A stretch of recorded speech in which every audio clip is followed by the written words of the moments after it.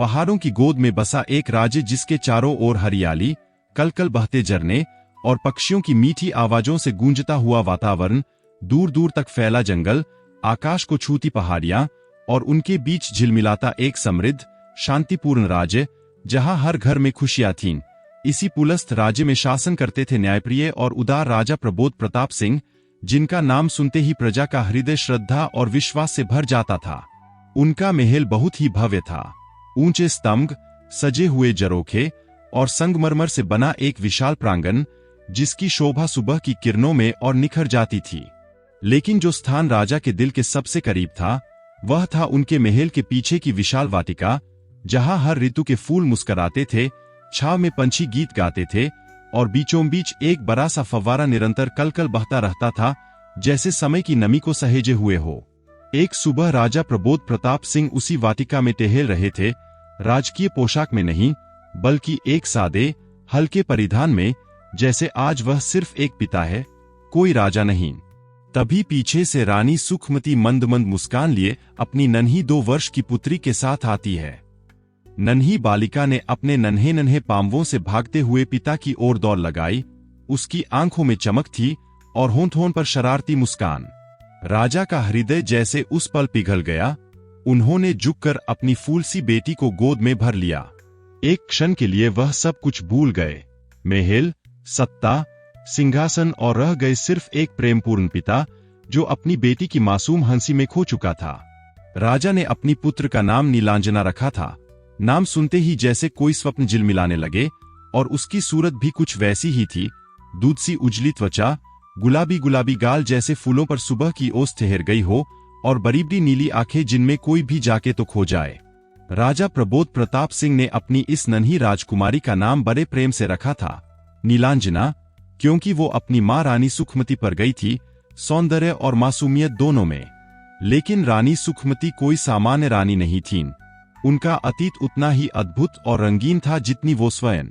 वे एक साधारण कबीले से थीं, जहां लोग गीत संगीत और नृत्य के माध्यम से जीवनयापन करते थे। उसी कबीले में जन्मी थी सुखमती, रूप और कला की ऐसी मिसाल जिसे देखकर न केवल उस कबीले के, बल्कि दूर दूर के गांवों, नगरों और जंगलों के लोग मंत्रमुग्ध हो जाया करते थे। जब वो नृत्य करती थी तो ऐसा लगता था जैसे पवन भी थम जाए और चांद भी बादलों से झांककर उसे निहारे।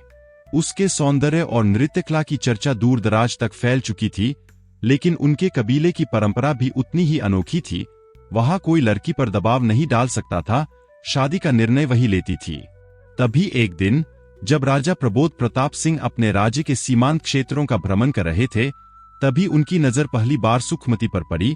खुले मैदान में सजे मंच पर वो नृत्य कर रही थी, और उस क्षण राजा का हृदय जैसे किसी अदृश्य डोर से बंध गया। वो उसकी कला, उसकी मुस्कान और उसकी सादगी, राजा ऐसा खोए कि राजा होते हुए भी झिझकते हुए विवाह प्रस्ताव लेकर उसके कबीले पहुंचे। लेकिन ना सुखमती के पिता को आपत्ति थी, ना सुखमती को। उसने मुस्कुराकर राजा की ओर देखा और मौन स्वीकृति दे दी। फिर क्या था, पूरे राज्य में उत्सव की लहर दौड़ गई। एक साधारण कबीले की कन्या जब रानी बनी, तब भी कबीले की उस साधारण कन्या ने वैभव और गरिमा के साथ भी अपनी सहजता और आत्मीयता बनाए रखी। राजा प्रबोध प्रताप सिंह का जीवन जितना भव्य दिखाई देता था, उनके भीतर उतना ही दर्द छुपा था। बचपन में ही उनकी मां उन्हें अकेला छोड़कर स्वर्ग सिधार गई थीं, और पिता, जो युद्ध भूमि में वीरता से लड़े थे, एक आंतरिक मस्तिष्क चोट के कारण कुछ ही दिनों में महल लौटने के बाद चल बसे।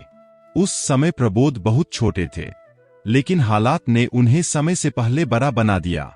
पिता के निधन के बाद पूरे पुलस्त राज्य ने उन्हें नए राजा के रूप में स्वीकार किया, और युवा उम्र में ही वे राज्य की जिम्मेदारियों का भार संभालने लगे। वर्षों बाद जब उन्होंने रानी सुखमती से विवाह किया, तो जैसे उनका सूना जीवन थोड़ा खुशियों से भर गया। लेकिन ये प्रेम कहानी कुछ लोगों को स्वीकार नहीं हुई। सुखमती के ही कबीले का एक नवयुवक था, दिग्विजय। वह सुखमती से एक तरफा प्रेम करता था और उससे विवाह करना चाहता था, पर सुखमती ने कभी भी उसे ऐसा कोई संकेत नहीं दिया। जब दिग्विजय को ज्ञात हुआ कि सुखमती अब राजा प्रबोध की रानी बन चुकी है, तो उसका हृदय जल उठा और क्रोध उसकी बुद्धि पर हावी हो गया। प्रतिशोध की आग में उसने कीर्तिंगर के राजा चंद्रदर्शन से मित्रता कर ली और सुखमती की सुंदरता की ऐसी व्याख्या की कि चंद्रदर्शन भी उसे देखने को व्याकुल हो उठा। उसकी मन में एक लालसा जन्म ले चुकी थी, पहले राजा प्रबोध से मित्रता कर राज्य के सारे रहस्य जान लेना, फिर अचानक हमला कर पुलस्थ राज्य पर अधिकार जमाना और सुखमती को अपने अधिकार में लेना। लेकिन केवल चंद्रदर्शन ही नहीं, दिग्विजय के मन में भी एक भयावह योजना पल रही थी। दिग्विजय और चंद्रदर्शन अपनी अपनी योजनाओं में उलझे रहे, पर इधर पुलस्थ महल में रानी सुखमती अब 2 साल की नीलांजना की मां बन चुकी थीं और राजा प्रबोध प्रताप सिंह अपने परिवार के साथ बेहद सुखी जीवन जी रहे थे। राजकाज की व्यस्तताओं के बीच आज बहुत समय बाद उन्हें चैन की एक सांस मिली थी और वो पूरे मन से अपनी रानी और पुत्री संग वाटिका में समय बिता रहे थे। फूलों की भीनी खुशबू, फव्वारे की कलकल और नन्ही नीलांजना की खिलखिलाहट से वह दोपहर जैसे स्वर्गिक हो उठी थी। तभी एक सेविका हल्के पांवों से दौड़ती आई और हाथ जोड़कर बोली, राजन, कीर्तिंगर के राजा चंद्रदर्शन महल में पधार चुके हैं और शीघ्र ही आपसे मिलने के इच्छुक है। राजा ने सहज मुस्कान के साथ उत्तर दिया, उनसे कहो कि हम शीघ्र ही आ रहे हैं। लेकिन उस मुस्कान में छिपा था एक कर्तव्यबोध जो रानी सुखमती की नजरों से छुप न सका। उन्होंने कुछ उदासी भरे स्वर में कहा, ऐसी भी क्या व्यस्तता राजन कि अपने ही परिवार के पास बैठने का समय नहीं। इतने समय बाद तो आपके साथ कुछ पल बिताने का अवसर मिला, लेकिन अब फिर से आपके मित्रगणा पहुंचे रंग में भंग डालने। राजा प्रबोध ने रानी की ओर स्नेह से देखा और शांत स्वर में बोले, रानी, थोड़ा सब्र रखिए, आपको भी अवश्य समय मिलेगा। और इतना कहकर नीलांजना को रानी की गोद में थमाते हुए वे उठकर चले गए। रानी वही बैठी रहीं, मन में थोड़ी खिन्नता लिए, जैसे कोई मीठा सपना अधूरा रह गया हो। उधर कीर्तिंगर का राजा चंद्रदर्शन अब राजा प्रबोध का घनिष्ठ मित्र बन चुका था। उसने चालाकी से उनकी मित्रता का भरोसा जीता और अपने गुप्तचरों की मदद से पुलस्थ राज्य की एक एक गतिविधि, हर सैनिक मार्ग, हर सुरक्षा व्यवस्था की जानकारी चुपचाप इकट्ठा कर ली थी। अब वह सही समय की प्रतीक्षा कर रहा था। एक दिन जब राजा प्रबोध प्रताप सिंह अतिथि कक्ष में पहुंचे, वहां चंद्रदर्शन ने हमेशा की तरह आत्मीयता का मुखौटा ओढ़कर उन्हें गले लगाया, लेकिन उस आलिंगन के बीच अचानक उसने अपनी कटार खींची और धोखे से सीधे राजा प्रबोध के सीने में घोंप दी। राजमहल के सैनिक कुछ समझ पाते उससे पहले ही चंद्रदर्शन ने ऊंचे स्वर में आदेश दिया, सारे महलवासियों को बंदी बना लो। जैसे ही यह हाहाकार महल के भीतर फैला, खबर रानी सुखमती तक भी पहुंच गई। उन्होंने बिना एक पल गवाए अपनी सबसे विश्वसनीय दासी सौदामिनी को बुलाया और आदेश दिया कि वह नीलांजना को लेकर तुरंत महल से बाहर निकल जाए। सौदामिनी ने भी बिना किसी डर या झिझक के राजकुमारी को अपनी बाहों में उठाया और महल के पिछले मार्ग से भाग निकली। भागते भागते वह महल की सीमाओं को पार कर एक नदी किनारे पहुंची, जहां उसे एक छोटी सी लकड़ी की नाव बंधी मिली। उसने तुरंत रस्सी खोली, नीलांजना को अपने सीने से लगाए उस नाव में बैठी और बहते पानी के सहारे दूर किसी सुरक्षित जगह की ओर निकल गई। उधर महल के भीतर चंद्रदर्शन ने पूरी क्रूरता के साथ राजा प्रबोध प्रताप सिंह की हत्या कर दी और रानी सुखमती को बंदी बनाकर महल पर अपना अधिकार जमा लिया। 3 वर्षों से वह जो योजनाएं रच रहा था, आज वही योजनाएं उसकी विजय का कारण बन गईं। गुप्तचरों की मदद से उसने पुलस्थ राज्य की हर कमजोरी को भांप लिया था और आज उसने एक एक कदम सोच समझकर बढ़ाया था। वही दूसरी ओर दिग्विजय, जिसका मन बस रानी सुखमती को पाने की लालसा से भरा था, ने चंद्रदर्शन से अपना इरादा स्पष्ट किया। चंद्रदर्शन ने उसकी ओर देखते हुए एक ठंडी, कुटिल मुस्कान फेंकी और बोला, इतनी जल्दी भी क्या है दिग्विजय, पहले हम तो रानी जी के दर्शन कर लें। चंद्रदर्शन की बात सुनकर दिग्विजय जैसे पत्थर सा स्तब्ध रह गया। उसे पहली बार अपनी गलती का एहसास हुआ। जो आग उसने लगाई थी, वो अब उसी को लीलने वाली थी।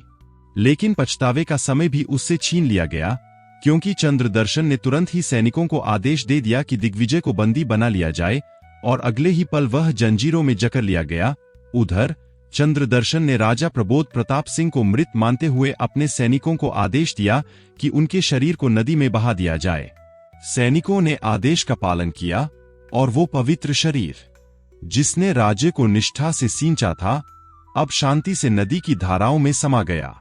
फिर चंद्रदर्शन रानी सुखमती के कक्ष में पहुंचा। आंखों में कुटिलता और शब्दों में छल लिए उसने कहा, रानी, अब आप हमारी हुईं। हमने आपके राज्य को जीत लिया है और आपके प्रिय राजन अब इस दुनिया में नहीं रहे, इसलिए अब आपके पास कोई विकल्प नहीं बचा। हमारी रानी बन जाइए और सुखपूर्वक जीवन बिताइए। यकीन मानिए, हम आपको अपने हृदय की रानी बनाकर रखेंगे। यह सुनते ही रानी सुखमती की आंखों में ज्वाला भर आई, स्वर में अपार पीड़ा और गुस्से उत्तर दिया, नीच, पापी, अपने ही मित्र के साथ इतना बड़ा विश्वासघात। तुझे तो नर्क में भी जगह नहीं मिलेगी। तेरे जैसे तुच्छ प्राणी की रानी तो क्या, मैं तो तेरी दासी भी न बनूं। तूने मेरे राजन का वध करके घोर अधर्म किया है, पर याद रख, ऊपर एक न्याय करने वाला बैठा है।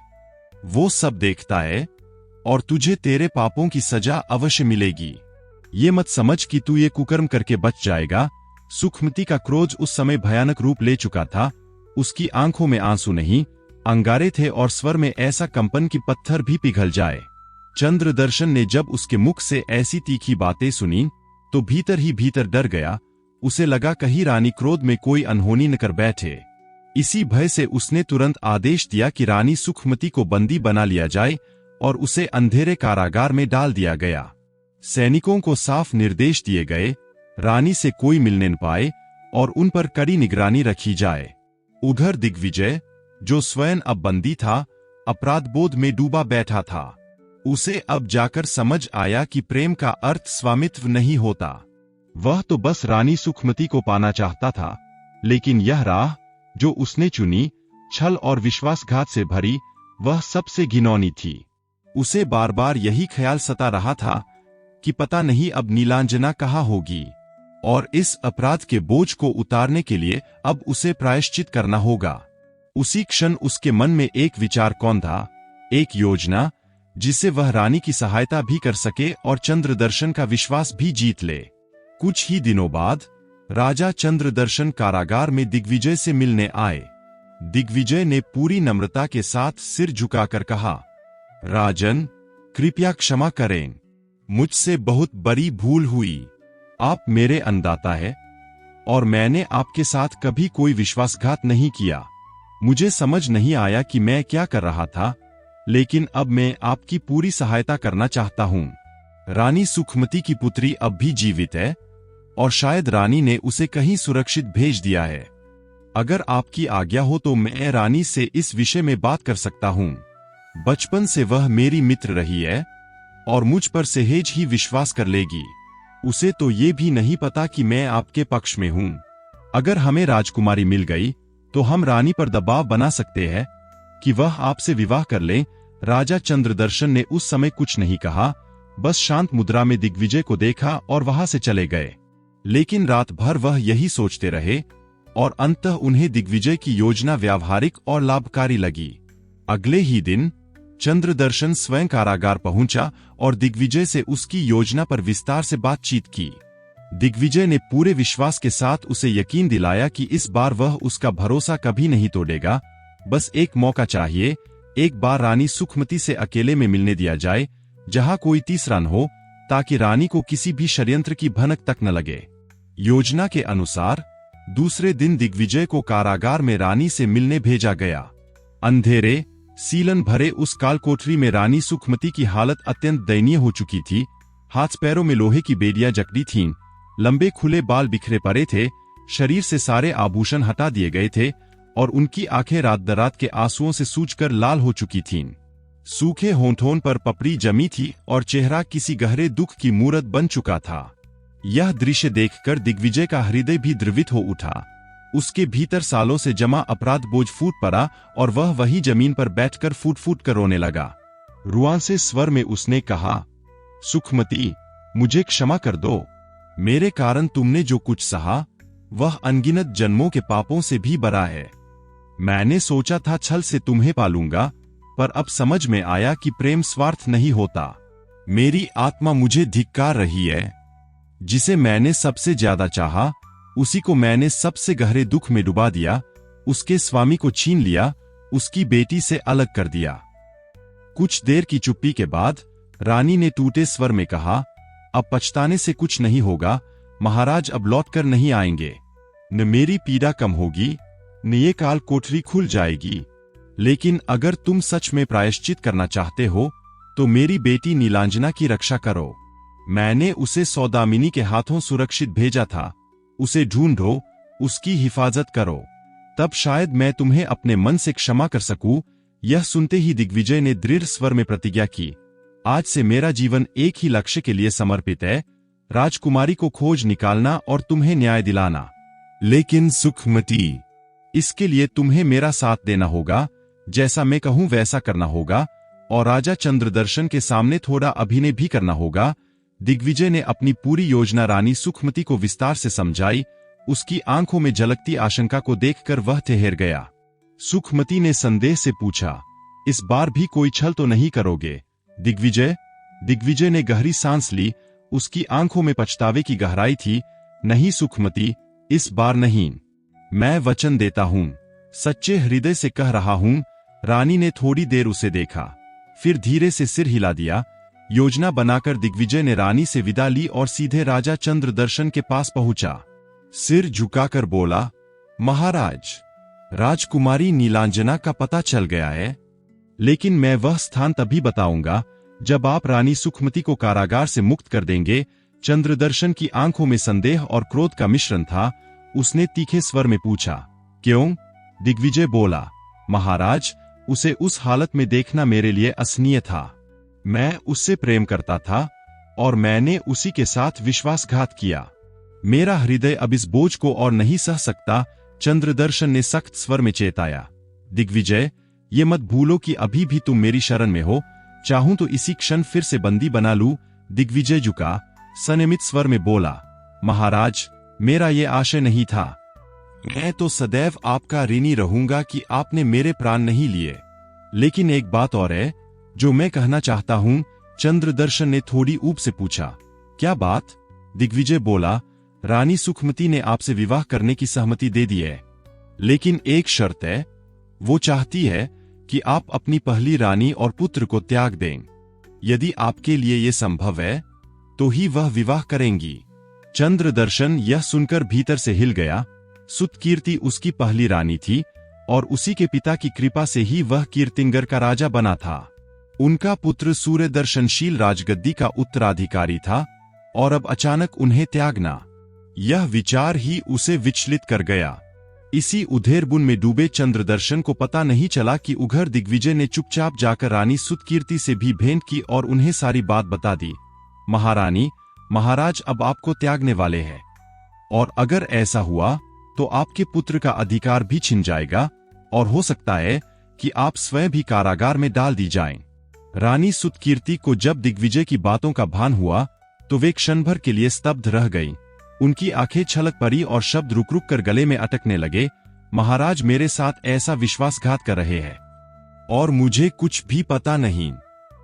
दिग्विजय ने विनम्र स्वर में उत्तर दिया, हाँ महारानी, मैं भले ही उनका सेवक हूं, लेकिन इतना अन्याय देखा नहीं गया, इसीलिए आपके सामने हाजिर हो गया। सुतकीर्ति ने गंभीर स्वर में पूछा, तो इस समस्या का हल क्या है? दिग्विजय ने धीरे से कहा, केवल एक उपाय है। आज रात आप रानी सुखमती को कारागार से मुक्त करवा दीजिए। मैं उन्हें लेकर कहीं दूर, बहुत दूर छोड़ आऊंगा। ना रहेगा बांस, ना बजेगी बांसुरी। रानी थोड़ी देर सोचती रही, फिर दृढ़ स्वर में बोली, ठीक है, आज रात ही ये काम हो जाएगा, तुम बस तैयार रहना। दिग्विजय ने शीश झुकाकर कहा, मैं सदा आपकी आज्ञा में उपस्थित हूं महारानी। सुतकीर्ति ने आदेश दिया, आधी रात के बाद सतर्क रहना, मैं रानी सुखमती को निकाल दूंगी। तभी दिग्विजय ने एक और चिंता जताई, महारानी, एक और समस्या है। आज रात महाराज रानी सुखमती का नृत्य देखने वाले हैं और उन्हें पहले ही कारागार से बाहर निकाला जाना है। रानी सुतकीर्ति के होठों पर एक हल्की मुस्कान तैर गई। चिंता मत करो, इसका भी उपाय है। हम सुरा में अचेत करने वाली बूटी मिला देंगे, जिससे महाराज नींद में चले जाएंगे और हमारा कार्य सरल हो जाएगा। दिग्विजय ने उत्साहित होकर कहा, वाह महारानी, अद्भुत उपाय है। लेकिन तुरंत ही सुझाव भी दिया, आप पहले ही कारागार जाकर रानी सुखमती से मिलकर योजना बता दें, ताकि वो मानसिक रूप से तैयार रहे। सुतकीर्ति ने सहमति में सिर हिलाया। हाँ, तुमने ठीक कहा। एक स्त्री ही दूसरी स्त्री के हृदय की पीड़ा समझ सकती है। उसका राजन नहीं रहा, बेटी उससे दूर है, न जाने कैसे पीड़ा सह रही होगी। महाराज संध्या को नौका विहार को जाते हैं, वो समय सबसे उचित होगा सुखमती से मिलने का। दिग्विजय ने सिर झुकाकर विदा ली। अब मैं चलता हूं, किसी ने देख लिया तो सब बिगड़ जाएगा। जैसे ही संध्या ढली और महाराज नौका विहार को रवाना हुए, सुतकीर्ति ने समय का लाभ उठाया और धीरे धीरे कदमों से अंधेरे कारागार की ओर बढ़ चली। रानी सुतकीर्ति जब कारागार में पहुंची और पहली बार रानी सुखमती को देखा तो कुछ पल तक बस देखती ही रह गई। ना तन पर कोई साज श्रृंगार, ना कोई आभूषण, फिर भी वह सौंदर्य जैसे किसी चंद्रप्रभा में नहाई कोई देवी खड़ी हो। दूध सा उजला रंग, नीली आंखें और खुले हुए लंबे घने केशों में एक अजीब सी पीड़ा लिपटी थी। हाथों में जंजीरें और पैरों में बेड़ियां होने के बावजूद उसमें एक अलौकिक गरिमा थी। सुखमती ने चौंक कर पूछा, आप कौन? सुतकीर्ति ने नम्रता से उत्तर दिया, मैं राजा चंद्रदर्शन की पत्नी रानी सुतकीर्ति हूं, और मैं जानती हूं कि आप रानी सुखमती है। मेरे रहते अब आपके साथ कोई अन्याय नहीं होगा। जो पहले हुआ उसके लिए क्षमा मांगती हूं, भले ही मैं उसे बदल नहीं सकती। सुखमती ने शांति से कहा, रानी कृपया क्षमा न मांगें। मेरा नाम भले ही सुखमती है, पर शायद मेरे भाग्य में ये दुर्लभ ही लिखा था। शायद यही ईश्वर की इच्छा रही हो। आप बताएं, यहां आने का कारण? सुतकीर्ति ने इशारे से 7 आए दासियों को बाहर भेजा और धीरे धीरे अपनी पूरी योजना रानी सुखमती को बताई। सुखमती ने सारी बात ध्यान से सुनी और धीरे से सिर हिलाकर सहमति जताई। दिल में कहीं दिग्विजय के प्रति कृतज्ञता भी जागी कि उसकी कोशिशें रंग लाने लगी थीं और अब शायद वह अपनी नन्ही नीलांजना से फिर मिल सके। योजना समझाकर सुतकीर्ति चली गईं। रात्रि की बेला आई और योजना के अनुसार दासियों ने कारागार से सुखमती को बाहर निकाला, स्नान कराया, नए वस्त्र पहनाए और सुंदर आभूषणों से सजाया। वह फिर से एक रानी की भांति सुसज्जित थी, लेकिन इस बार श्रृंगार एक उद्देश्य से किया गया था। उसे लेकर दरबार में लाया गया, जहां राजा चंद्रदर्शन उसकी प्रतीक्षा कर रहे थे। जैसे ही उन्होंने उसे देखा, उनकी दृष्टि वही ठिठक गई। वह रूप, वह मोहकता, जैसे कोई स्वप्न उनकी आंखों के सामने मूर्तिमान हो गया हो। सुखमती ने अपने अभिनय का आरंभ किया और अपनी योजना के अनुसार हर कटाक्ष, हर मुस्कान और हर दृष्टि से चंद्रदर्शन को धीरे धीरे अपने मोहपाश में बांधने लगी। भांति भांति के दीपों की रोशनी से जगमगाता वह कक्ष रंग बिरंगे फूलों की सुगंध से महक रहा था और अलग अलग इत्रों की भीनी भीनी खुशबू पूरे वातावरण को मदमस्त बना रही थी। हर कोने से वीणा, मृदंग और नुपुरों की लय उठ रही थी। रमनियां अपने वाद्यंत्रों संग उस कक्ष की शोभा को और भी आकर्षक बना रही थीं, और इन सब के बीच जब सुखमती ने प्रवेश किया तो ऐसा प्रतीत हुआ मानो स्वर्ग की कोई अप्सरा धरती पर उतर आई हो। उसका सौंदर्य प्राणघातक था, अंग अंग से मोहकता टपक रही थी, और जब उसने नृत्य की शुरुआत की तो चंद्रदर्शन जैसे सम्मोहन में बंधते चले गए। उसकी घूमती कलाइयां, लहराती कमर और नीली आंखें ऐसे बाण बन चुकी थीं जो सीधे चंद्रदर्शन के हृदय को भेद रही थीं। वह हतप्रभ, सम्मोहित होकर बस उसे देखे जा रहा था। तभी दिग्विजय ने संकेत दिया और सुखमती ने अभिनय के अगले चरण की ओर कदम बढ़ाया। उसने प्रेम और सौम्यता से भरा सुरा का कलश उठाया और चंद्रदर्शन को एक के बाद एक प्याला देने लगी। चंद्रदर्शन पूरी तरह से सुखमती के प्रेमजाल में उलझ चुका था और सुरा में मिली अचेतकारी बूटी धीरे धीरे असर दिखा रही थी। कुछ ही क्षणों में उसकी आंखें बोझिल होने लगीं और फिर वह गहरी नींद में चला गया। जैसे ही रानी सुतकीर्ति को यह समाचार मिला, वो तुरंत कक्ष में पहुंची। उनके हाथों में कुछ साधारण वस्त्र थे। उन्होंने कहा, अब देर ना करें, ये वस्त्र पहन लीजिए और राज्य से दूर निकल जाइए, इससे पहले कि महाराज होश में आ जाए। रानी सुखमती भावुक होकर सुतकीर्ति के गले लग गई। धन्यवाद सखी, आपने हमारी सहायता कर एक बहुत बड़ा उपकार किया है, इसे हम कभी नहीं भूलेंगे। ये कहते हुए उनके नेत्रों से अश्रु बह निकले। सुतकीर्ति ने भी भावुक होकर कहा, ऐसा न कहें बहन, इसमें मेरा भी स्वार्थ है। ये मैंने आपके लिए नहीं, अपने पुत्र सूर्यदर्शनशील के लिए किया है। ताकि उसका भविष्य सुरक्षित रह सके। दोनों की आंखें नम थीं।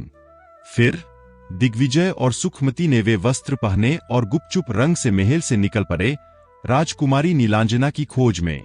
उधर नदी की लहरों के साथ एक मछुआरे को राजा प्रबोध का बहता हुआ शरीर मिला। वह दौड़कर पहुंचा, नब्ज ततोली। राजा अब भी जीवित थे। वह बोला, मैं इन्हें अपनी झोपड़ी में ले जाता हूं, सेवा करूंगा, शायद ये ठीक हो जाए और होश आने पर अपना परिचय दे सकें।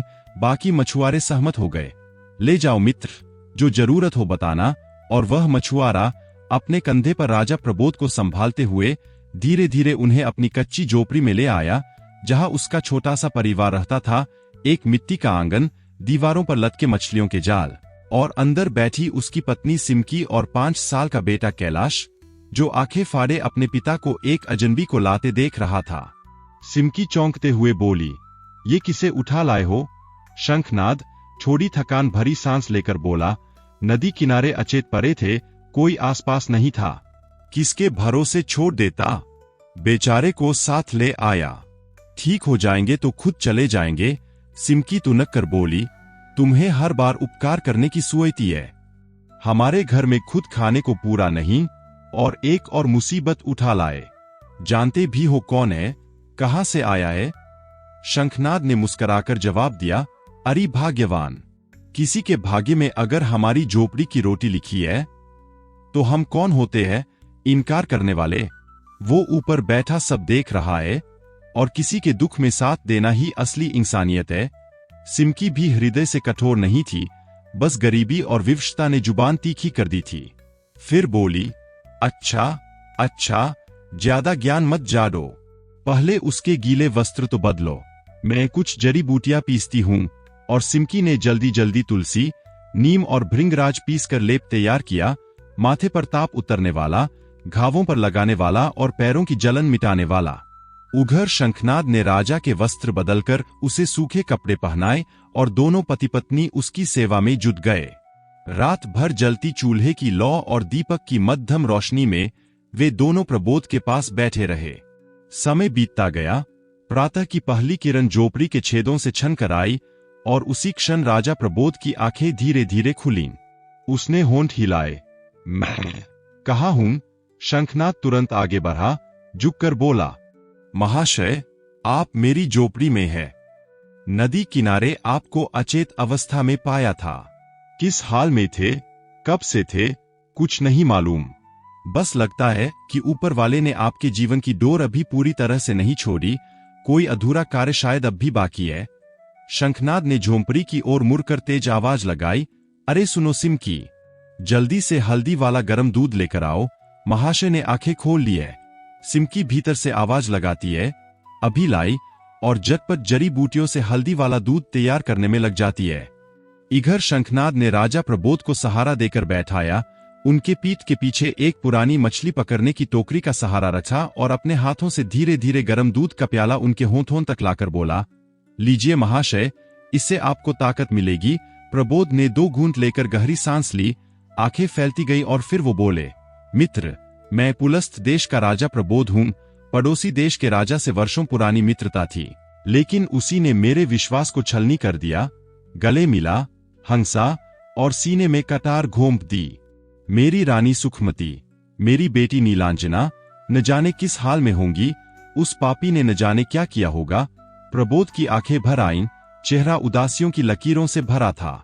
शंखनाद ने उनकी हथेली थामते हुए धीमे स्वर में कहा, महाराज, बहुत बड़ा अन्याय हुआ आपके साथ, लेकिन आप अभी अशक्त हैं। पहले आप तन से स्वस्थ हो जाएं, फिर जो भी करना होगा हम साथ देंगे। राजा की आंखें गीली थीं, लेकिन शंखनाद की बातों ने मानो मन को सहला दिया। वो बोले, संकट की इस घड़ी में तुम्हारे शब्द मरहम जैसे लगे। मित्र, तुमने मुझे जीवनदान दिया है, ये उपकार मैं कभी नहीं भूलूंगा।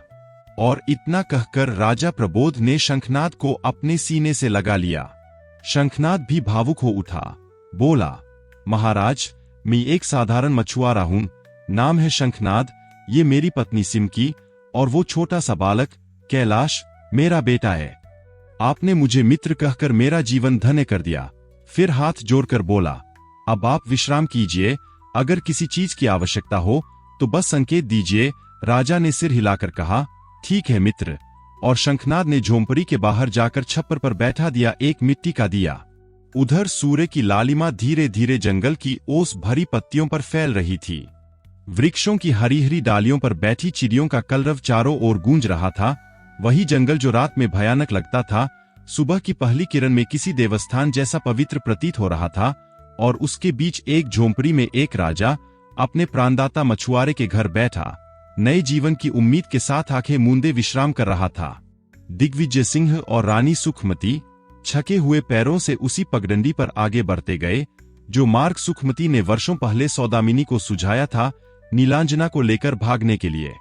रात भर उन्होंने नाव से नदी पार की थी और फिर जंगलों की सूनी पगडंडियों पर भागते भागते अब उनके शरीर थकावट से जवाब दे चुके थे। तभी दूर उन्हें एक छोटा सा गांव दिखाई दिया। धूप में चमकती झोपड़ियां, खेतों की हरियाली और चौपाल पर बैठे कुछ ग्रामीण। वे गांव में दाखिल हुए तो एक वृक्ष के नीचे भीड़ लगी थी। कोई कुछ कह रहा था, कोई कह रहा था, कौन है ये स्त्री, 2 दिन से इसी पेड़ के नीचे बैठी है, कुछ बोलती भी नहीं, साथ में एक नन्ही सी बच्ची है, जाने किसी की पत्नी है या बेटी लेकर भागी है। कोई और बोला, हमने तो सिर्फ इंसानियत दिखाई है, बच्ची को दूध दिया और इसे रोती, मगर अब इसे गांव से निकाल देना चाहिए। दिग्विजय ने एक पल में भीड़ चीर दी और सामने का दृश्य देखकर जैसे उसका दिल एक पल को रुक गया।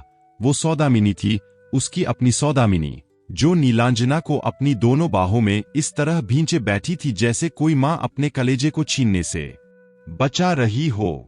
दिग्विजय ने भावुक स्वर में पुकारा, अरे तुम यहाँ हो? ग्रामीणों ने चौंक कर पूछा, क्या आप इन्हें जानते हैं? दिग्विजय बिना झिझके बोला, हाँ, ये मेरी पत्नी है। हम दोनों के बीच थोड़ी अनबन हो गई थी और ये मेरी बेटी को लेकर चली आई। मैं तो कब से इन्हें खोज रहा हूं। और ये बच्ची देखिए, बिल्कुल अपनी मौसी पर गई है ना। कुछ ग्रामीण मुस्कुराए और बोले, अरे भाई, ले जाओ अपनी घरवाली को, लेकिन बहन, थोड़ी सी बातों पर घर नहीं छोड़ा करते। उसी पल सौदामिनी की नजर जब रानी सुखमती पर पड़ी तो वह अपने आंसू रोक ना सकी, दौड़कर उनके गले लग गई और बोली, जी, आप मिल गई। रानी सुखमती की आंखें भर आईं। उसने कांपते हाथों से नीलांजना को अपनी बाहों में भींच लिया और पहली बार इतने दिनों बाद उसकी रगों में फिर से जीवन दौड़ गया। उसने अपनी बेटी को अपनी छाती से लगाकर ऐसा आलिंगन किया जैसे कोई टूटा हुआ सपना दोबारा सजीव हो उठा हो। फिर रानी सुखमती ने गांव वालों से नर्म स्वर में जाने की अनुमति मांगी और भावुक होते हुए कहा, आप सबने मेरी छोटी बहन और मेरी बेटी को जो आसरा दिया, उसके लिए मैं आपकी सदा कृतज्ञ रहूंगी। आपने हमें शरण दी, मानो ईश्वर के रूप में सहायता की। पर गांव वालों ने मुस्कुराकर कहा, बहन, आप हमारे लिए अतिथि नहीं, परिवार जैसी है। बिना भोजन किए तो हम आपको जाने ही नहीं देंगे। रानी सुखमती थोड़ी संकोच में पड़ी, लेकिन भूख भी जोर से सताने लगी थी और दिग्विजय ने भी आंखों से इशारा किया कि पेट अब लंबा भाषण नहीं झेलेगा, सो उन्होंने सहमति दे दी। गांव की स्त्रियों ने प्रेम पूर्वक पत्तल पर सादा लेकिन स्वादिष्ट भोजन परोसा और सबने मिलकर तृप्त होकर छाया। फिर कृतज्ञता और आशीर्वादों के साथ वो लोग वहां से रवाना हुए। रास्ते में दिग्विजय ने सुझाव दिया, क्यों ना हम कुछ दिन अपने कबीले में रहें, वहीं बैठकर आगे की योजना बनाएंगे। सुखमती ने सहमति में सिर हिलाया। तभी सौदामिनी ने मुंह फुलाकर कहा, सुनिए, वहां भी तो कुछ नहीं कहा, पर ये बताइए, आपने मुझे अपनी पत्नी बना दिया, लाज नहीं आई? दिग्विजय मुस्कुराकर बोला, उस समय तो यही उपाय सूझा, पर अब सच सच बताओ, क्या बनोगी मेरी पत्नी? सुनो, अगली बार ऐसी बात की ना तो सर तोड़ दूंगी तुम्हारा।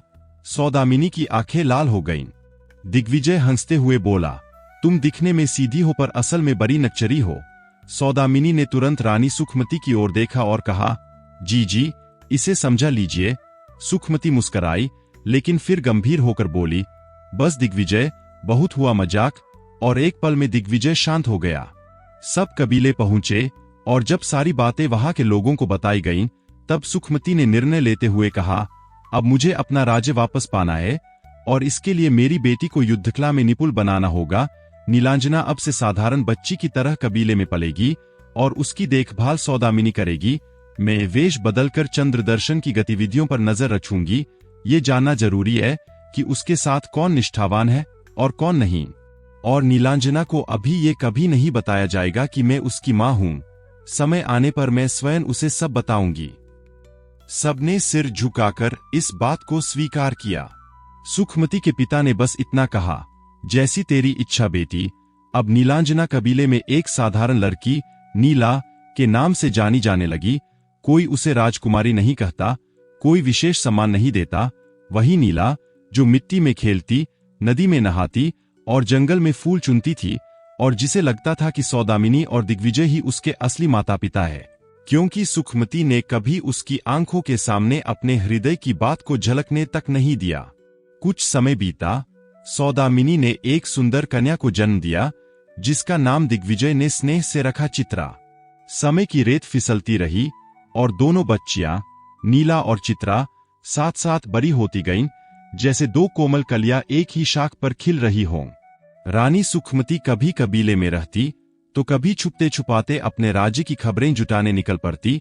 उसका हर दिन बस इसी संकल्प से शुरू होता कि एक दिन उसे अपना राज्य वापस पाना है। उघर राजा प्रबोध भी वर्षों से अपने परिवार को खोजते रहे, लेकिन उन्हें कभी यह विचार ही नहीं आया कि शायद वही कबीला जहां सुखमती ने एक समय शरण ली थी, अब उसकी संतान का भी आश्रय स्थल हो सकता है। वे कभी कभी महीनों बाहर रहकर हार मान लेते और अपने मछुआरे मित्र शंखनाद के पास लौट जाते। उधर कबीले की दुनिया में, जहां समय शांत नदी सा बह रहा था, नीला अब 18 वर्ष की हो चुकी थी और चित्रा 16 की। लेकिन सुखमती के मन का तूफान अब भी शांत नहीं था। चंद्रदर्शन से अपना राज्य कैसे छीना जाए, इसकी कोई स्पष्ट राह नजर नहीं आ रही थी। इन सबके बीच नीला एक कुशल घुड़सवार और शस्त्र विद्या में निपुण योद्धा बनती जा रही थी। सौदामिनी उसके रूप को सजाने से ज्यादा उसके युद्ध कौशल को निखारने में विश्वास रखती थी। वो हमेशा कहती, पहले रणभूमि में निपुण बन, साज श्रृंगार का समय बाद में भी मिलेगा। एक दिन सुबह का समय था। एक विशाल और हरा भरा मैदान, जिसके चारों ओर घने वृक्षों की हरियाली फैली थी।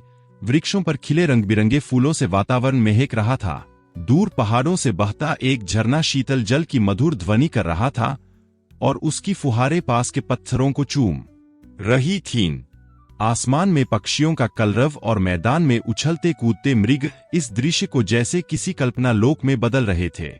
तभी पुरुष वेश में एक तेजस्वी योद्धा मैदान में प्रवेश करता है। वह कोई और नहीं, नीला थी। माथे पर तिलक, लंबी चोटियों को पगड़ी में समेटे, शरीर पर पुरुषों का परिधान, हाथ में धनुष बाण। कोई देखे तो समझ ही न पाए कि यह एक राजकन्या है। वह हमेशा पशु पक्षियों पर निशाना नहीं साधती, फलों और पुष्पों को ही अपना लक्ष्य बनाती, जिससे किसी जीव को हानि न हो। लेकिन आज जैसे ही उसने फलों पर बाण चलाए, एक दर्द भरी कराह सुनाई दी। वह तुरंत उस दिशा की ओर दौड़ी और देखा, एक मृग मूर्छित अवस्था में पड़ा था, रक्त बह रहा था। नीला का दिल कांप उठा। वह झट से मृग को गोद में उठाकर झरने की ओर बढ़ने लगी। तभी पीछे से एक स्वर गूंजा, ठहरो, उस मृग पर मेरा अधिकार है, मैंने शिकार किया है। नीला बिना उत्तर दिए आगे बढ़ गई। झरने के जल से मृग का घाव धोया, उसे एक छायादार स्थान पर सुलाया और जड़ी बूटियों से उपचार करने लगी। वो युवक उसे एकटक देखता रहा, जैसे समय ठहर गया हो। अब घाव पर पट्टी बांधने की आवश्यकता थी। नीला ने अपनी पगड़ी खोल दी, और जैसे ही पगड़ी के साथ उसके लंबे भूरे केश खुलकर लहराए, वो युवक स्तब्ध रह गया। नीला के रूप, तेज और करुणा से भरे उस दृश्य ने उसे मंत्रमुग्ध कर दिया। नीला ने पगड़ी के कपड़े को फाड़कर मृग के घाव पर बांधा और धीरे धीरे उसे अपने साथ लेकर चल दी। वो युवक नीला के पीछे पीछे चलने लगा, जैसे उसकी उत्सुकता अब किसी उत्तर से ज्यादा उस अनजानी नवयुवती की ओर खींचती चली जा रही हो। और फिर वो बोल उठा, अच्छा, तो तुम एक नवयुवती हो। मैं तो समझा कोई वीर युवक है जो मृग को बचाकर ले जा रहा है, पर ये मृग तो मेरा है। नीला ने उसकी ओर देखा और बेहद सधे स्वर में पूछा, क्या इस पर तुम्हारा नाम लिखा है? युवक बोला, नाम तो नहीं, लेकिन मेरे बाण से घायल हुआ, इसलिए मेरा है। नीला की आंखों में क्रोध की चिंगारी थी। तुम्हें लज्जा नहीं आई किसी निर्दोष प्राणी पर बाण चलाते हुए? युवक झिझकते हुए बोला, शिकार तो सब करते हैं, इसमें गलत क्या है? नीला ने एक गहरी सांस ली और कठोरता से कहा, किसी निरपराध को सिर्फ अपने मनोरंजन के लिए घायल करना अपराध है। अपने बल का उपयोग किसी मूक प्राणी पर करना कायरता है, ना कि वीरता। युवक थोड़ा सकपकाया, लेकिन बोला, मैं तो केवल अभ्यास कर रहा था। नीला ने उसी तीखे स्वर में कहा, तो अभ्यास के लिए पेड़ पौधे हैं, फूल है, पत्तियां है, जान ले लेना कोई अभ्यास नहीं होता। तभी युवक उसकी ओर देखकर धीमे से मुस्कराया, आप बहुत सुंदर है। नीला की भौहें तन गई, अपनी सीमाएं मत लांघो, ये बेहूदी बातें मत करो। युवक हंसते हुए बोला, जो सत्य है वही कह रहा हूं। लेकिन नीला अब एक भी शब्द और सुनना नहीं चाहती थी। वो बिना कुछ कहे मुड़कर चल दी। युवक पीछे से पुकारता रहा, देवी, अपना नाम तो बता दीजिए। लेकिन नीला ने पलटकर देखना भी जरूरी नहीं समझा। युवक लौट आया। वह और कोई नहीं था, शंखनाद का बेटा कैलाश, वही कैलाश जिसे युद्ध की शिक्षा स्वयं राजा प्रबोध ने दी थी। लेकिन अब उसकी आंखों में नीला की छवि उतर चुकी थी। रात भर उसकी नींदें टूटती रहीं। हर करवट पर बस वही चेहरा, वही तेज, वही आंखें उसके स्वप्नों में घूमती रहीं। अगली सुबह वो फिर उसी स्थान पर पहुंचा, लेकिन नीला नहीं आई। फिर ऐसा कई दिन हुआ। कैलाश रोज उस स्थान पर आता, उसकी आंखें हर तरफ नीला को खोजतीं, लेकिन हर बार खाली लौटतीं। और फिर एक दिन, जैसे भाग्य ने कैलाश की पुकार सुन ली हो, वह वहां पहले से ही मौजूद थी, अपने धनुष बाणों से अभ्यास करती हुई, वही निडर, तेजस्विनी नीला। कैलाश पास पहुंचा और उत्सुकता से पूछा, तुम उस दिन के बाद यहां क्यों नहीं आई? नीला ने बिना उसकी ओर देखे कहा, मैं आऊं या ना आऊं, इससे तुम्हें क्या? कैलाश मुस्कराया, जरूरत कुछ नहीं, पर जाना चाहता था। अच्छा ये बताओ, वो मृग कैसा है जिसे तुम उस दिन ले गई थी?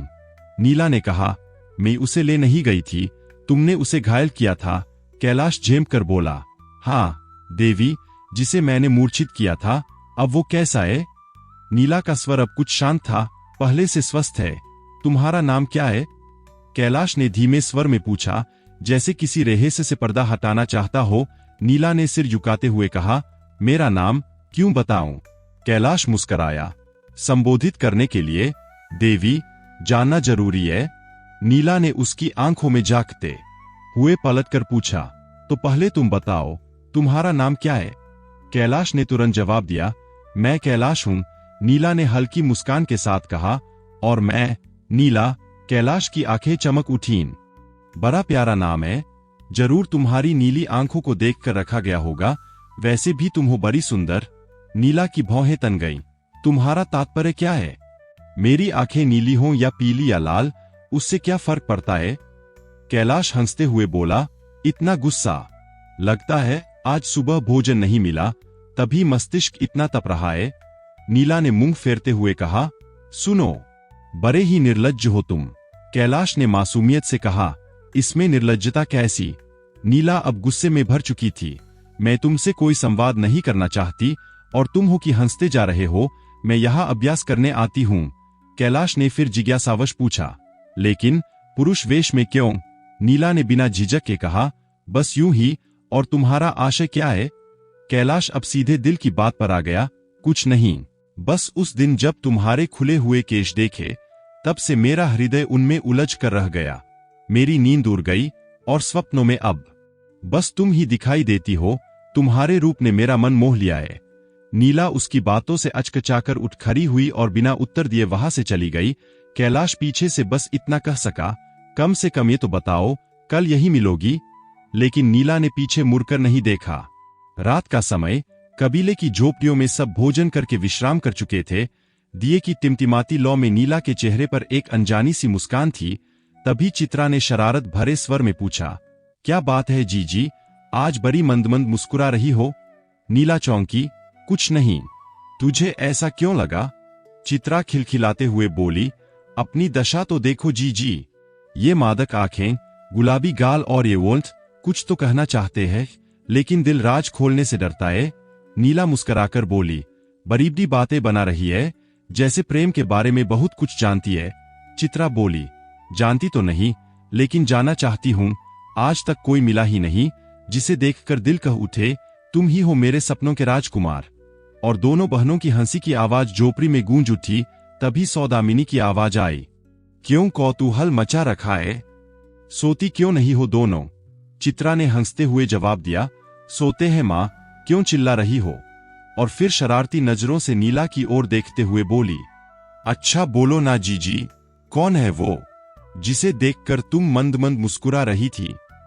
अरे कुछ नहीं, बस वही जरने वाला स्थान था। एक युवक मिला था, मृग का शिकार करने आया था। छोटी सी कहासुनी हो गई। उसने कहा कि मैं सुंदर हूं, बस इसके अलावा हमारे बीच कोई बात नहीं हुई। नीला ने सहजता से जवाब दिया। चित्रा ने फिर चुटकी ली। अच्छा जीजी, देखने में कैसा है वो? नीला ने मुस्कान रोकते हुए कहा। अच्छा अब सो जा, मुझे नींद आ रही है, सुबह बात करेंगे। और वो चादर ओढ़ कर सोने का अभिनय करने लगी, लेकिन उसकी आंखें बार बार उस युवक की छवि में उलझ जातीं। वो हल्की सी मुस्कान, वो गहरी आंखें और वो विनम्र लेकिन चंचल बातचीत, नींद जैसे आंखों से कोसों दूर जा चुकी थी। अगले दिन नीला खुद को रोक न सकी। जरने वाले स्थान पर पहुंची, पहले कुछ अभ्यास किया, फलों पर बाण चलाए, फिर एक टीले पर बैठ गई। उसकी निगाहें उस दिशा में थीं जहां से कैलाश आता था, और कुछ ही देर में वो दिखाई दिया। आज नीला ने पूरी तल्लीनता से कैलाश को देखा। घुंघराले बाल, दमकता सांवला शरीर, ऊंचा कद, कंधों पर शौर्य की छाया, कुछ तो था उसमें जो सीधा मन को छू जाए। कैलाश पास आया और मुस्कुराकर बोला, इतने ध्यान से क्या देख रही हो मुझे? नीला ने तुरंत पलटकर कहा, मैं तुम्हें क्यों देखने लगी भला? क्या तुम में हीरे मोती जरे हैं जो मैं तुम्हें देखूं? फिर दोनों कुछ देर यूं ही इधर-उधर की बातों में उलझे रहे। बातें भी अधूरी, नजरों की भाषा भी अधूरी, और जब लौटने लगे तो दोनों ही बार बार पीछे मुड़कर एक दूसरे को देख लेते, जैसे कहना तो बहुत कुछ है, लेकिन शब्द नहीं मिलते। शाम का सूरज ढल रहा था, लेकिन उन दोनों की आंखों में जो रोशनी थी, वो किसी दिन का मोहताज नहीं थी। दोनों के बीच सब कुछ कहा भी गया, और फिर भी कुछ भी कहा नहीं गया। बस मौन में, आंखों में, समय जैसे थम सा गया था। इधर नीला की आंखों में अब सिर्फ एक ही चेहरा बस गया था, कैलाश का। हर वक्त वही कल्पनाओं में घूमता रहता। न भोजन की सुध थी, न आराम की, और अब तो उसने श्रृंगार करना भी शुरू कर दिया था। हल्की काजल की रेखा, बालों में फूलों की लटे, मन जैसे किसी नवयुवती की तरह सजने संवरने की ओर खींचता जा रहा था। सौदामिनी ने जब ये बदलाव देखा तो उसके मन में हल्की शंका जागी कि कहीं कोई बात तो नहीं। उधर कैलाश भी कम बेचैन न था। उसके दिल में तो पहले ही प्रेम का बीज अंकुरित हो चुका था। एक बार वो अपने भाव नीला के सामने प्रकट कर भी चुका था, लेकिन नीला उस दिन उसे सुनकर भी अनसुना कर चली गई थी, और फिर लंबे समय तक उस झरने के पास न आई।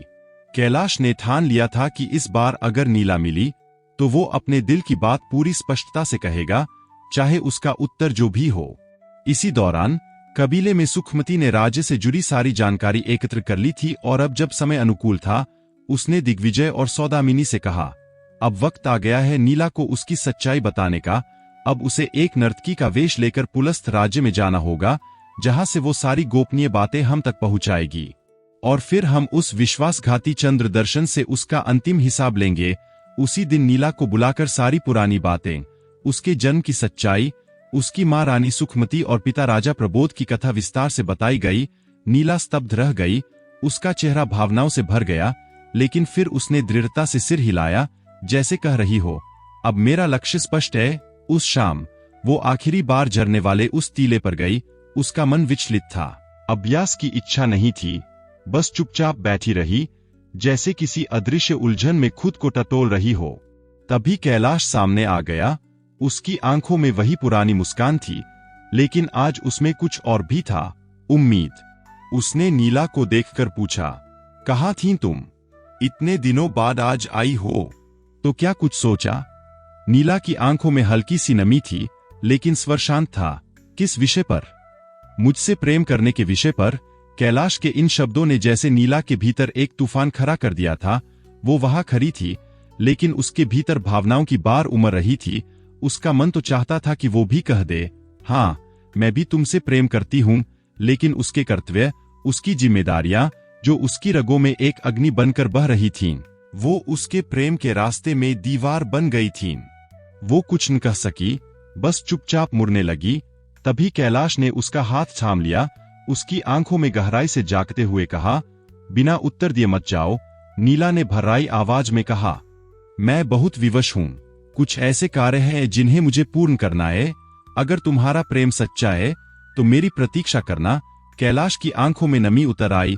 वो धीमे स्वर में बोला, अगर तुम कुछ नहीं कहना चाहती तो कोई बात नहीं, लेकिन जाने से पहले एक बार मेरे हृदय से लग जाओ, शायद फिर प्रतीक्षा करना मेरे लिए आसान हो। और जैसे ही नीला उसके सीने से लगी, उसके आंसू झरझर बह निकले। उसने बस आंसू पोंछे, कुछ नहीं कहा और बिना पीछे मुड़े वहां से चली गई। उसी रात सुखमती ने नीला को सामने बुलाया और पहली बार कहा, तू नीला नहीं, तू राजकुमारी नीलांजना है और मैं तेरी मां सुखमती हूं। अब हमें अपना राज्य, अपना पुलस्त वापस लेना होगा। क्या तू तैयार है?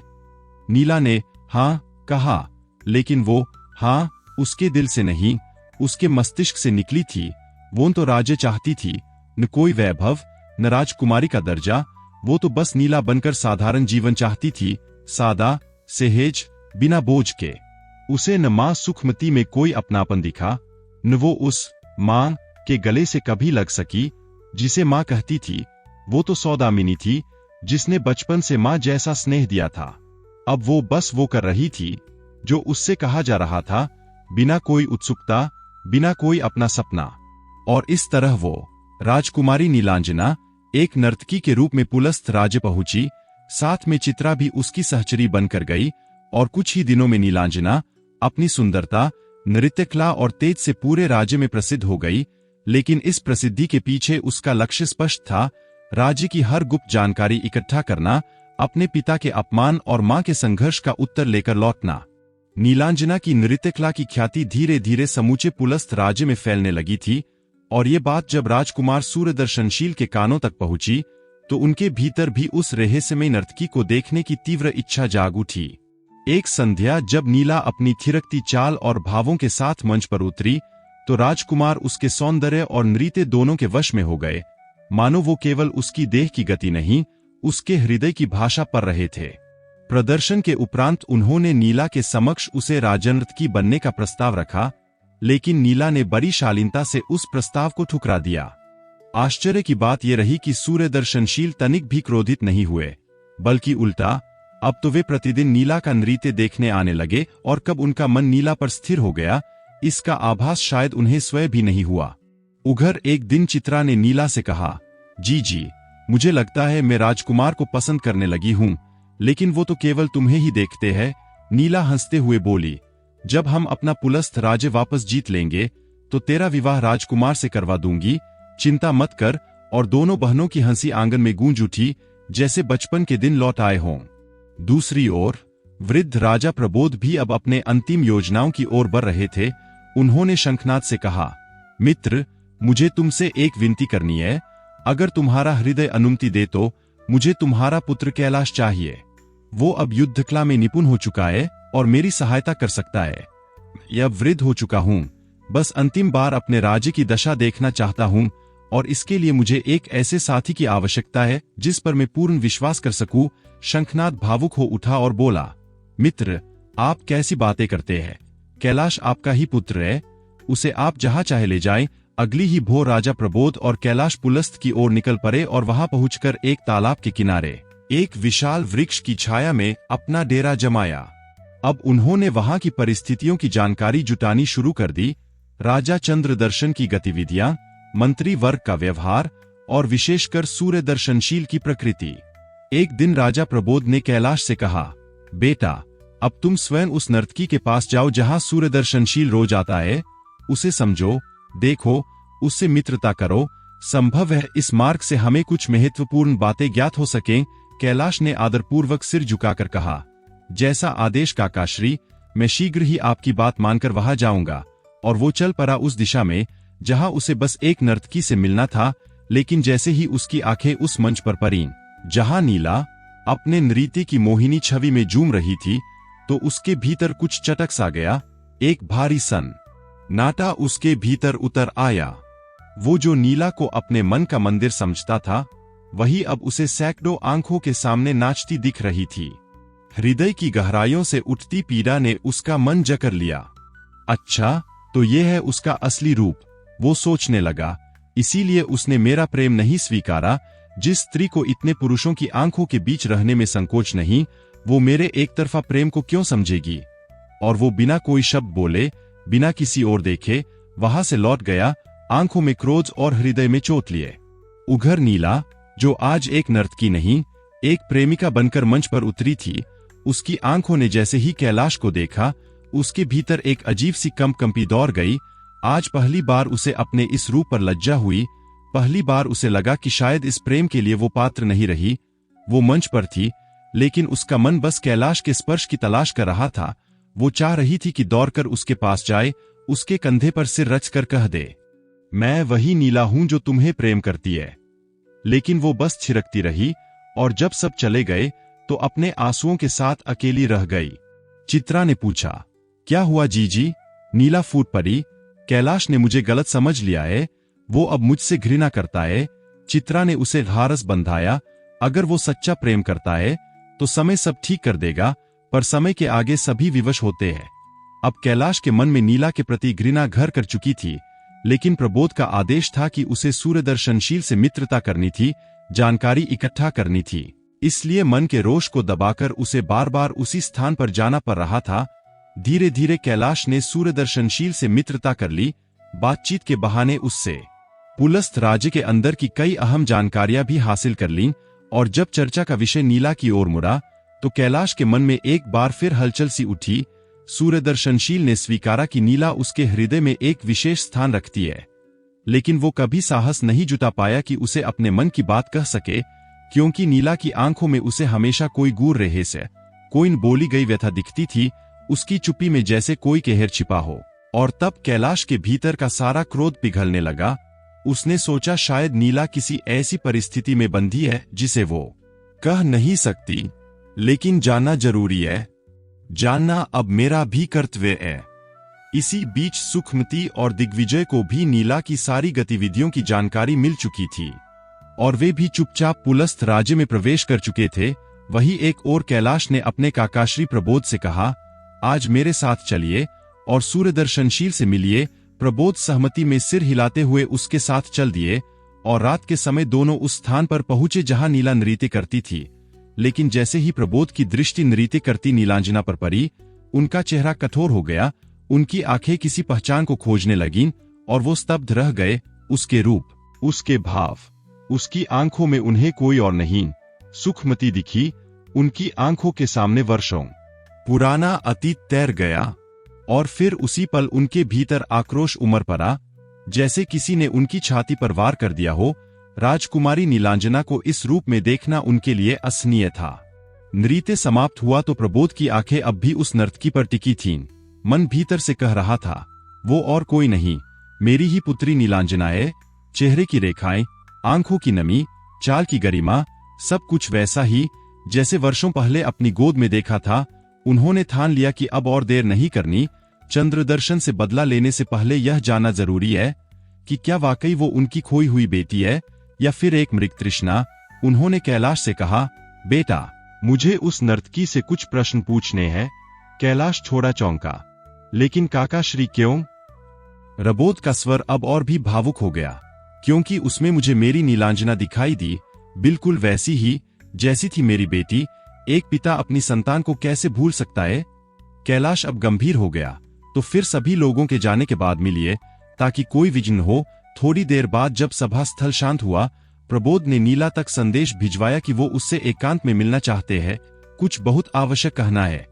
नीला के मन में हलचल हुई, लेकिन उसने मिलने की अनुमति दे दी। जैसे ही प्रबोध उसके कक्ष में पहुंचे, गले से शब्द ही नहीं निकले, बस कांपती हुई आवाज में पूछा, तुम्हारा पूरा नाम नीलांजना तो नहीं? और क्या तुम्हारी माता का नाम सुखमती है? नीला चौंक गई, लेकिन आपको ये सब कैसे पता? प्रबोध की आंखों में पानी उतर आया। उसकी ओर बढ़कर कांपती आवाज में बोले, क्योंकि मैं ही तेरा अभागा पिता हूं, जो बरसों पहले तुझसे बिछड़ गया था, तुझे ढूंढता रहा। आज मेरी खोज पूरी हुई है नीलांजना, मेरी बच्ची। नीला स्तब्ध थी, आंखों में पानी, होंठ कांपते हुए।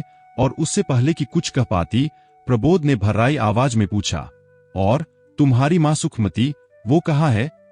जंगल के उस खुले रास्ते पर, जहां चारों ओर हरियाली की चादर बिछी थी और बादलों की गरगडाहट एक अलग ही रहस्य रच रही थी। नीला और कैलाश घुड़सवारी करते करते दूर निकल आए थे। सूरज हल रहा था और पत्तों के बीच से छनकर आती रोशनी अब धीरे धीरे स्याह होती जा रही थी। तभी आकाश में अचानक काले बादल उमड़ पड़े, बिजली की एक तेज चमक हुई और जोरदार बारिश शुरू हो गई। और ठीक उसी पल नीला डरकर झटपट कैलाश के सीने से लग गई। एक ऐसा क्षण जिसे कैलाश ने जाने कितनी बार अपने मन में जी लिया था। वह बोला, अब तो मेरा प्रेम स्वीकारो। और कितनी प्रतीक्षा करवाओगी? नीला संकोच में मुस्कुराई। उसका चेहरा लज्जा से और बारिश से भीग गया था। फिर वो एक झटके से दूर हुई और अपने घोड़े पर चढ़ते हुए हंसकर बोली, धैर्य रखिए, जब इतने दिन रखा है तो कुछ दिन और सही। कैलाश भी पीछे न हटा, बोला, उत्तर तो देती जाओ प्रिय, कितना तरसाओगी मुझे? मैं कब से तुम्हारे प्रेम में अविवेकी हुआ जा रहा हूं। नीला हंसते हुए बोली, कल दूंगी उत्तर। और उसकी आंखों में एक शरारती चमक थी। फिर कैलाश ने कहा, तो आज मेरे घोड़े पर चलो, अगर कोई आपत्ति न हो। नीला चुपचाप उतरी, अपना हाथ आगे बढ़ाया। कैलाश ने उसका हाथ थामा, सहारा दिया और उसे अपने घोड़े पर पीछे बैठा लिया। और फिर दोनों बारिश में भीगते हुए लौट चले, एक ही घोड़े पर, एक ही धड़कन में डूबे हुए। पर इस प्रेम के संगीत को समझने वाला हर दिल सच्चा नहीं होता। जैसे ही दोनों भीतर पहुंचे, सुखमती की क्रोधित दृष्टि उन पर गई। भीगे हुए, पास पास, एक ही घोड़े पर, और उसका चेहरा क्रोध से तप उठा। उसकी आवाज गरजी, लगता है तुम अपना लक्ष्य भूल गई हो नीलांजना, और इस मछुआरे के बेटे के साथ यूं एक ही घोड़े पर। सुखमती की गूंजती हुई क्रोध भरी आवाज ने वातावरण को कंपा दिया। अगर ये प्रेम है तो भूल जाओ उसे, और ये मत भूलो कि तुम एक राजकुमारी हो, और वो एक मछुआरे का बेटा। नीला की सांसें जैसे रुक गईं, लेकिन सुखमती यही नहीं रुकीं। वो बोली, प्रेम और विवाह बराबरी वालों में होता है। उसे मैं सिर्फ इसलिए सहन कर रही हूं क्योंकि उसके माता पिता ने तुम्हारे पिता के प्राण बचाए थे। पर अब तुम्हें उससे दूर रहना होगा। एक बार हमारा राज्य वापस मिल गया तो तुम्हारा विवाह किसी वैभवशाली राजकुमार से करूंगी। ये प्रेम नहीं, बस एक आकर्षण है जो इस उम्र में होता है। नीला की आंखों में आंसू तैरने लगे, लेकिन उसके स्वर में एक दृढ़ता आ गई। आप कैसी स्वार्थ भरी बातें कर रही है मां? आप भूल गईं कि आप भी तो एक साधारण परिवार से थीं। और मां तो मुझे सौदामिनी मिली थीं, वही मेरी सच्ची मां है। रही बात कैलाश की, तो वो मेरा सच्चा प्रेम है, कोई आकर्षण नहीं। मुझे न वैभव चाहिए न पद। ऐसा वैभव मेरे किस काम का जो मेरे हृदय को सुकून न दे सके। अगर आप मुझसे कैलाश को अलग करेंगी तो मैं इस संसार से ही विरक्त हो जाऊंगी। सुखमती तमतमा उठीन, मूर्ख मत बनो, हमें अपना राज्य लौटाना है और तुम ऐसी बातें कर रही हो। तुम्हें अपने पिता की सौगंध, अब से कैलाश के पास भी मत जाना। नीला फफक करो परी, इतनी बड़ी सौगंध मत दो मां। ये प्रेम है, कोई अपराध नहीं। पर सुखमती जा चुकी थीं, और नीला वही जमीन पर बैठी रोती रही। दिन बीतते गए, वो अपने कक्ष से बाहर नहीं निकली, हृदय से टूटी और मन से खोई हुई। फिर एक दिन उसने खिड़की से बाहर देखा, कुछ बौद्ध भिक्षु उसके कक्ष के सामने से शांति से गुजर रहे थे। उनके मुंह से निकलती धुन बुद्धं शरण गच्छामि, जैसे उसकी आत्मा को कोई भूल गई शांति दे रही हो। अब रोज यही दृश्य होता, और नीला उन भिक्षुओं की ओर खींचती चली जाती। उसके भीतर एक नई चाह जागने लगी। वो उनसे बात करना चाहती थी, कुछ जानना चाहती थी। उघर कैलाश, जो उस दिन की घुड़सवारी के बाद से नीला से न मिल पाया था, अब एक कोने में बैठा अपने प्रेम के जवाब की प्रतीक्षा में उदासी की चादर ओढ़े सोचता रहता कि आखिर ऐसा क्या हुआ जो नीला उससे बिल्कुल दूर हो गई। सुखमती ने नीलांजना को बुलाया। उसके चेहरे पर कठोरता और आंखों में एक सुनियोजित चाल की चमक थी। अब समय आ गया है कि तुम सूर्यदर्शनशील से प्रेम का अभिनय करो। नीला जैसे ठिठक गई, बोली, पर मां, चित्रा उन्हें सच में चाहती है। वो मेरी छोटी बहन है, मैं उसके साथ छल नहीं कर सकती। सुखमती ने बिना पलक झपकाए उत्तर दिया, कैसी बहन? ये संसार स्वार्थ से चलता है। पहले दिग्विजय ने हमें धोखा दिया, अब उसकी बेटी को ही मोहरा बना लो। जीवन में आगे बढ़ने के लिए किसी ना किसी की बलि देनी ही पड़ती है। मां के मुंह से ऐसे शब्द सुनकर नीला की रूह कांप गई। उसे लगा जैसे उसके भीतर कुछ टूटकर बिखर गया हो। क्या ये वही मां है जिसे वह वर्षों से खोजती रही? उसका रोम रोम चीखने लगा। क्या सब कुछ सिर्फ राज्य, सत्ता और वैभव के लिए होता है? क्या प्रेम, करुणा, रिश्ते, ममता, सब झूठ है। क्या मनुष्य सच में इतना स्वार्थी हो सकता है कि किसी की भावना को कुचलकर भी आगे बढ़ जाए? उसका मन किसी अंधेरे खोह में डूबने लगा। वो अपने बिछावन पर गिर पड़ी और फूट फूट कर रोने लगी। बार बार प्रभु से पूछने लगी, हे प्रभु, ये जीवन क्या इसी के लिए मिला है? क्या मन की शांति की कोई जगह नहीं बची इस संसार में? अगर यही सत्य है तो मुझे इस जीवन से मुक्ति चाहिए। और तभी बुद्धं शरण गच्छामि, संघं शरण गच्छामि की धुन सुनाई पड़ी। वो दौड़ पड़ी अपनी खिड़की की ओर। वहां दूर सड़क पर शांत मुद्रा में आगे बढ़ते बौद्ध भिक्षुओं को देखकर उसका मन स्थिर हुआ, मानो कहीं से कोई राह दिख रही हो। उसने उसी क्षण मन में संकल्प लिया, अब मुझे इनसे मिलना है, इनसे बात करनी है। यही मेरी राह है, यही मेरी मुक्ति है। परंतु नियति को कुछ और ही स्वीकार था। सुखमती उसकी हर हरकत पर नजर रखे हुए थी। वो जानती थी कि कहीं नीला कैलाश से फिर ना मिल जाए। यही भय उसके हर निर्णय को कठोर बना रहा था और इसीलिए नीला लाख चाहकर भी बाहर ना जा सकी। समय बीतता गया और अब नीलान सिर्फ इस राजसी जीवन से बल्कि अपनों से भी विरक्त होने लगी थी। जब सुखमती कई दिनों बाद उसके पास आई तो नीला ने एक बार भी उसकी ओर नहीं देखा। उस मां से अब कोई संबंध ही नहीं बचा था, जिसने हमेशा उसे एक औजार की तरह इस्तेमाल किया। सुखमती भी समझ चुकी थी कि अब इस लड़की को झुकाने के लिए उसे कोई बहुत बड़ा नाटक करना होगा, वरना उसका मिशन अधूरा रह जाएगा। राजकुमार सूर्यदर्शनशील ने नीलांजना को राजनर्तकी बनने का प्रस्ताव भेजा था, जिसे नीला ने अस्वीकार कर दिया। सुखमती के मन में तत्काल यह विचार कौंधा कि यदि नीला सूर्यदर्शनशील को अपने मोहपाश में बांध ले तो वह राजकुमार उसके हर आदेश का पालन करेगा। लेकिन इसके लिए नीला को प्रेम का अभिनय करना होगा, और यही तो सबसे बड़ी बाधा थी, क्योंकि नीला का हृदय कैलाश में बस चुका था।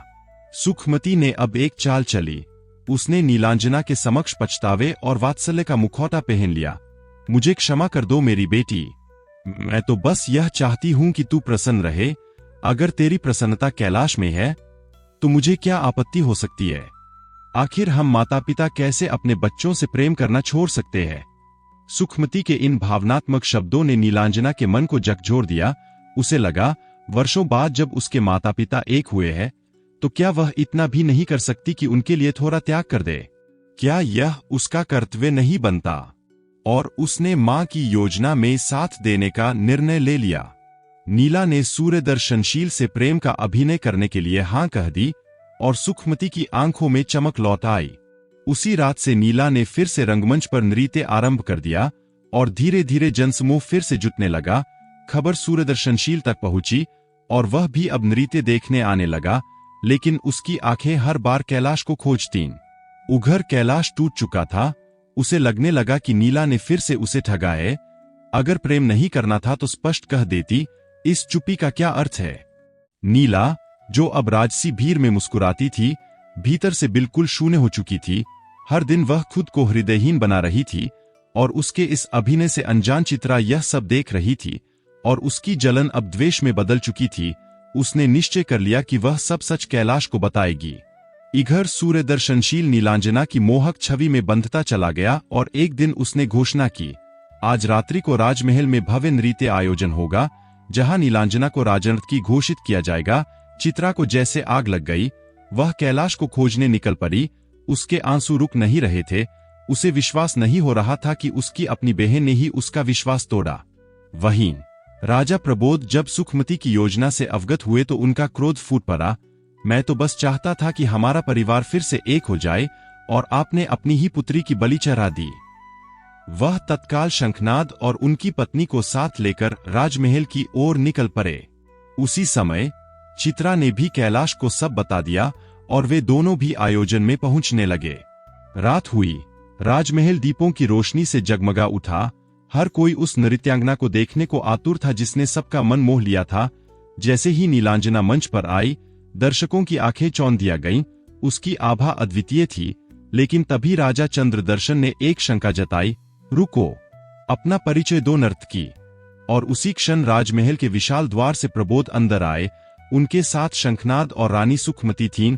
प्रबोध ने गर्जना की, उससे क्यों पूछते हो परिचय? वह मेरी पुत्री है। और तभी चित्रा और कैलाश भी वहां पहुंच गए। चंद्रदर्शन जैसे ही प्रबोध की बात सुनकर सच्चाई से रूबरू हुआ, उसका चेहरा क्रोध से तमतमा उठा। उसने आव देखन ताव अपनी तलवार म्यान से खींचते हुए गरजा, तो ये है सच्चाई, अब मैं तुझे संतान विहीन कर दूंगा। और बिना कुछ सोचे उसने नीलांजना की ओर तलवार से वार कर दिया, लेकिन उससे पहले कि तलवार उसके लक्ष्य तक पहुंचती, कैलाश ने बिजली सी फुर्ती से आगे बढ़कर वो वार अपने सीने पर ले लिया। अगली ही क्षण उसके हृदय से रक्त की तेज बौछार निकली, जैसे जीवन का हर रंग उसी पल फीका पड़ गया हो। सारा राजदरबार सन्न रह गया। सूर्यदर्शनशील दौरा। उसने अपने पिता को रोका और विवेक की पुकार लगाई, महाराज, क्या कर दिया आपने? ये तो मेरा मित्र है, जिसने आपके वार के आगे अपनी जान दे दी। कृपया अब तो अपने क्रोध को शांत कीजिए, यही समय है जब हमें मानवता का परिचय देना चाहिए। दूसरी ओर शंखनाद और सिमकी बिलख उठे। उनका बेटा उनके सामने तड़प रहा था। नीलांजना, जो वही घुटनों के बल बैठी थी, कांपते हुए हाथों से कैलाश का लहूलुहान हाथ थामकर फफक पड़ी। प्रिय, मुझे क्षमा कर दो, मैं बहुत बड़ी अपराधिनी हूं। तुमसे प्रेम करती थी पर कह न सकी। और फिर कराहते हुए कैलाश ने आंखों में आखिरी चमक के साथ कहा, तो फिर बस मेरी एक अंतिम इच्छा पूरी करो, मेरा प्रेम स्वीकार कर लो। नीलांजना ने भर्राई आवाज में उसके कानों में धीरे से कहा। हाँ कैलाश, हाँ, मैं तुमसे प्रेम करती हूं, करती थी और करती रहूंगी। और यह सुनते ही कैलाश की आंखों की वह चमक बुझ गई, उसका शरीर निस्पंद हो गया। पूरा दरबार मौन हो गया। नीलांजना धीरे से उठी, अपने आंसू पोंछे और चित्रा का हाथ पकड़कर सूर्यदर्शनशील के हाथ में रख दिया, जैसे वर्षों के सारे द्वेष उसी क्षण धुल गए हों। और फिर वो बिना पीछे देखे निकल पड़ी, उस मोहमाया के संसार से जिसने उसे केवल पीड़ा ही दी थी। सभी ने उसे रोका, पुकारा, पर नीलांजना के कानों में अब केवल एक ही स्वर गूंज रहा था, बुद्धं शरण गच्छामि, संघं शरण गच्छामि। और उस स्वर के साथ वह अंधकार में विलीन होती चली गई, जैसे आत्मा को अंततः उसका मार्ग मिल गया हो।